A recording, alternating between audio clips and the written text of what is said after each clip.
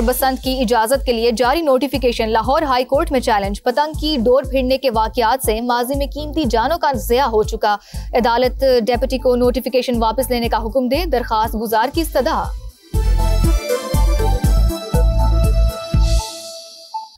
اگلے سال سے ملک میں تیار ہونے والی الیکٹریکل گاڑیاں اور بائکس مہنگی ہونے کا خدشہ ہے. آئی ایم ایف نے پاکستان سے ڈو مور کا مطالبہ کر دیا ہے. مقامی طور پر تیار ہونے والی الیکٹرک گاڑیوں اور بائکس پر سیلز ٹیکس چھوٹ ختم کرنے کا کہہ دیا ہے. آئندہ بجٹ میں 18 سے 26% تک جی ایس ٹی لگانے کی ہدایت کی گئی ہے.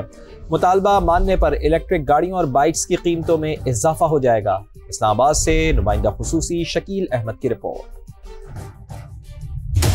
$7 ارب کے قرض پروگرام کے تحت آئی ایم ایف کی نئی شرائط سامنے آ گئیں. پاکستان میں تیار ہونے والی الیکٹریکل گاڑیوں اور بائکس پر ٹیکس چھوٹ ختم کرنے پر زور. عالمی مالیاتی فنڈ نے نیا مطالبہ وزارت صنعت و پیداوار کے ساتھ مذاکرات میں کیا. مقامی مینوفیکچرڈ ہائبرڈ وہیکلز پر 30 جون 2026 تک ٹیکس چھوٹ ہے. آئی ایم ایف نے تجویز دی ہے کہ مقامی الیکٹرک گاڑیوں اور بائکس پر آئندہ مالی سال سے ٹیکس چھوٹ ختم کر کے 18% اسٹینڈرڈ جی ایس ٹی لگایا جائے. اس وقت 1800 سی سی تک مقامی طور پر تیار کردہ ہائبرڈ وہیکلز پر 8.5% سیل ٹیکس، جبکہ 2500 سی سی تک لوکل الیکٹرک گاڑیوں پر 12.75% سیل ٹیکس عائد ہے. مقامی ہائبرڈ گاڑیوں کو سیل ٹیکس کے 8ویں شیڈول کے تحت ٹیکس سے چھوٹ حاصل ہے. آئی ایم ایف کا کہنا ہے کہ انہیں 8ویں شیڈول سے نکال کر نارمل ٹیکس رجیم میں لایا جائے. حکومت نے یہ مطالبہ مان لیا تو لوکل مینوفیکچرڈ الیکٹرک گاڑیوں اور بائکس پر اگلے مالی سال سے ٹیکس چھوٹ ختم ہونے کے علاوہ 18% جی ایس ٹی بھی لاگو ہو جائے گا. اچھی خبر شامل کرتے ہوئے آپ کو بتائیں کہ نئے سال پر عوام کو تحفہ ملنے کا امکان ہے. پیٹرولیم مصنوعات کی قیمتوں میں $10.60 فی لیٹر تک کمی متوقع ہے. ذرائع کے مطابق پیٹرولیم مصنوعات کی قیمتوں کا ابتدائی ورکنگ پیپر تیار کر لیا گیا ہے، جس کے مطابق پیٹرول $10.60 سستا ہوگا. ہائی سپیڈ ڈیزل میں $8.59 کمی کی تجویز ہے. مٹی کا تیل $9 اور لائٹ ڈیزل $6.62 فی لیٹر کم کرنے کی سفارش بھی کی گئی ہے. وزارت خزانہ وزیر اعظم کی منظوری کے بعد قیمتوں میں کمی کا فیصلہ کرے گی. حکومت نے لیوی یا ٹیکسز عائد نہ کیے تو نئے سال پر عوام کو ریلیف ملے گا. آگے بڑھتے ہوئے آپ کو بتائیں کہ روسی فوج نے صدر پیوٹن کی رہائش گاہ پر یوکرینی حملے کی کوشش ناکام بنا دی ہے. کرملن کے مطابق 91 ڈرونز مار گرائے.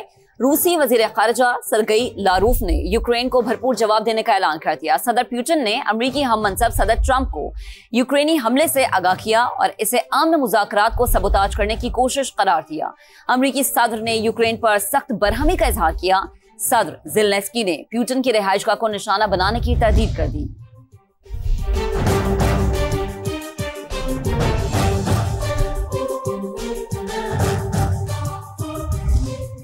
وزیر اعظم میاں شہباز شریف کی روسی صدر کی رہائش گاہ پر مبینہ حملے کی مذمت. امن کوششوں کے دوران ایسا گھناؤنا عمل امن کے لیے خطرہ ہے. میاں شہباز شریف کی جانب سے ایسا کہا گیا. پاکستان روس کے صدر حکومت اور عوام سے یکجہتی کا اظہار کرتا ہے. پاکستان تشدد اور امن خطرے میں ڈالنے والی کارروائیوں کو مسترد کرتا ہے. وزیر اعظم میاں شہباز شریف کا یہ رد عمل سامنے آیا تو وزیر اعظم میاں شہباز شریف کی روسی صدر کی رہائش گاہ پر مبینہ حملے کی شدید مذمت. امن کوششوں کے دوران ایسا گھناؤنا عمل امن کے لیے خطرہ ہے. پاکستان روس کے صدر حکومت اور عوام سے یکجہتی کا اظہار کرتا ہے.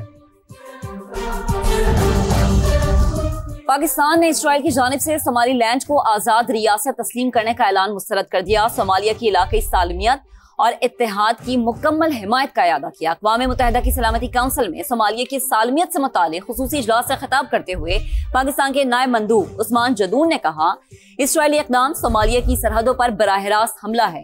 اس کے عالمی امن و سلامتی پر سنگین اثرات مرتب ہوں گے. The Somaliland region remains an integral, inseparable and inalienable part of Somalia. Mr. President, against the backdrop of Israel's previous references to Somaliland of the Federal Republic of Somalia as a destination for the deportation of Palestinian people, especially from Gaza, its unlawful recognition of Somaliland region of Somalia is deeply troubling. For decades, Israel's dispossession and occupation of Palestinian land have been a central source of instability and conflict. Pakistan unequivocally rejects any proposals or plans aimed at the forced displacement of Palestinians. We reaffirm our steadfast support for the Palestinian people in their legitimate struggle for self-determination. Pakistan calls upon the Security Council and the broader international community to speak with one voice and reject all actions that undermine Somalia's unity and territorial integrity. بنگلہ کی پہلی اور مسلم دنیا کی دوسری خاتون وزیر اعظم خالدہ ضیاء 80 برس کی عمر میں انتقال کر گئی ہیں۔ وہ طویل عرصے سے گردوں اور جگر کے عارضے میں مبتلا تھیں۔ 1991 میں پہلی بار وزیر اعظم منتخب ہوئیں۔ 2001 میں ایک بار پھر الیکشن جیت کر اقتدار سنبھالا۔ سیاسی کیریئر میں کئی بار انہیں جیل بھی جانا پڑا۔ 2018 میں 17 برس قید کی سزا سنائی گئی۔ شیخ حسینہ واجد کی حکومت گرنے پر انہیں رہائی ملی۔ بنگلہ دیش کی سیاست کے سنہرے باب کا اختتام۔ پہلی خاتون وزیر اعظم خالدہ ضیاء 80 برس کی عمر میں انتقال کر گئیں۔ خالدہ ضیاء 1945 میں مغربی بنگال میں پیدا ہوئیں۔ صدر ضیاء الرحمان کے قتل کے بعد باقاعدہ طور پر سیاست میں قدم رکھا۔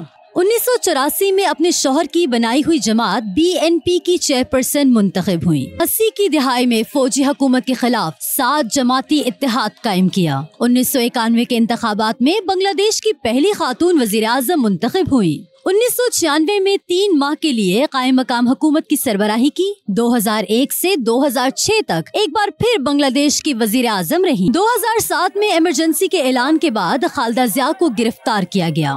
حسینہ واجد نے ان پر 37 مقدمات قائم کیے۔ 2018 میں 17 برس قید کی سزا سنائی گئی۔ 5 اگست 2024 کو حسینہ واجد کی حکومت گرنے پر انہیں رہائی ملی۔ بیماری کے باعث خالدہ ضیاء نے پارٹی کی سربراہی اپنے بیٹے طارق رحمان کو سونپ دی تھی۔ صدر مملکت آصف علی زرداری اور وزیر اعظم شہباز شریف کا خالدہ ضیاء کے انتقال پر اظہار تعزیت۔ پاکستان کی مخلص دوست قرار دیا۔ صدر مملکت نے تعزیتی پیغام میں کہا، خالدہ ضیاء کے انتقال پر انتہائی افسوس ہوا۔ بنگلہ دیش کے لیے ان کی سیاسی خدمات کو احترام سے یاد رکھا جائے گا۔ وزیر اعظم شہباز شریف نے کہا کہ پاکستانی حکومت اور عوام دکھ کی اس گھڑی میں بنگلہ دیش کے عوام کے ساتھ ہیں۔ نائب وزیر اعظم اسحاق ڈار نے کہا، اللہ تعالیٰ مرحومہ کو جنت الفردوس میں اعلیٰ مقام عطا فرمائے۔ ماں کا راز دلارا، باپ کا سہارا، کراچی میں انتظامی غفلت کی بھینٹ چڑھ گیا۔ کورنگی مہران ٹاؤن میں ماں باپ کا اکلوتا بچہ 8 برس کا دلبر کھلے مین ہول میں گر کر جاں بحق ہو گیا۔ ریاست سوئی رہی، چچا نے لاڈلی کی لاش خود نکالی۔ ماں کا رو رو کر برا حال، باپ غم سے نڈھال۔ 1 ماہ میں دوسرا بچہ مین ہول میں گر کر جاں بحق ہوا۔ انتظامیہ کی غفلت ڈھکن نہ لگا سکی۔ کراچی کے علاقے کورنگی مہران ٹاؤن میں دلبر کی موت کے بعد علاقے میں دوسرے روز بھی فضا سوگوار ہے۔ دلبر کے والد نے واقعے کا ذمہ دار ٹاؤن چیئرمین کو قرار دے دیا۔ اس وقت ہمارے نمائندے لیاقت علی رانا دلبر کے والد کے ساتھ موجود ہیں، ان سے بات کرتے ہیں۔ بتائے گا لیاقت۔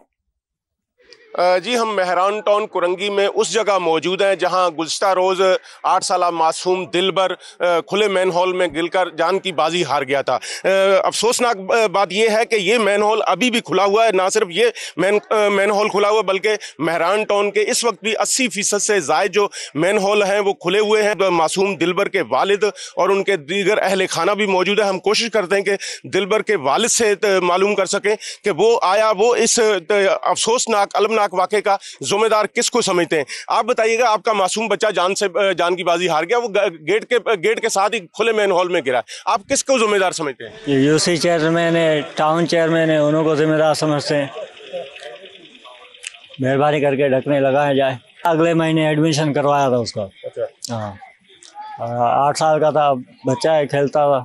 اس واقعے کے بعد کسی نے رابطہ کیا آپ سے، میئر کراچی نے یا کسی اور نے رابطہ کیا؟ کسی نے بھی نہیں کیا، کوئی رابطہ وغیرہ نہیں ہوا ہے۔ معصوم دلبر کے والد کا کہنا ہے کہ یہاں جو انتظامیہ ہے وہ اس حادثے کی ذمہ دار ہے۔